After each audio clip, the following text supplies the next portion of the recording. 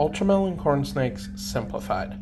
This is Daniel with DGB Exotics, and I'm here to teach you a thing. So, we got our DNA here, and we got our Tic Tacs here. Yes, I chose Tic Tacs. So, yellow represents the normal gene, no matter what position we're talking about.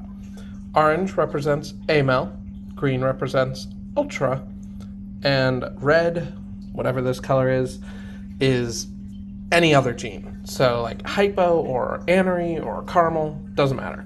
So let's say you have your sire, the male and your female, you breed them together. They can only contribute normal genes. So you've got a normal baby. On the other hand, you breed a normal to an albino, an amel. The dad contributes only normal, the mom contributes only albino. You got your dad that carries albino but looks normal. You can either get a normal looking baby that carries albino, or you can get an albino baby. Now let's throw in ultra. When you have ultra, the male can only contribute ultra or albino. So you got 50-50 split between ultramel babies and albino babies. It gets complicated though when you have ultramel to ultramel, and in this situation you wind up with an ultra gene from the dad, an ultra gene from the mom.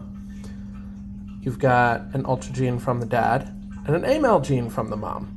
You've got an ultra gene from the dad and an amel gene from the mom. Then, the last possibility is an amel gene from the dad and an amel gene from the mom. So, you've got 50% of the babies will be ultramels, and 25 ultras and 25% amels. The reason this is the case is, look at this DNA piece as a ladder.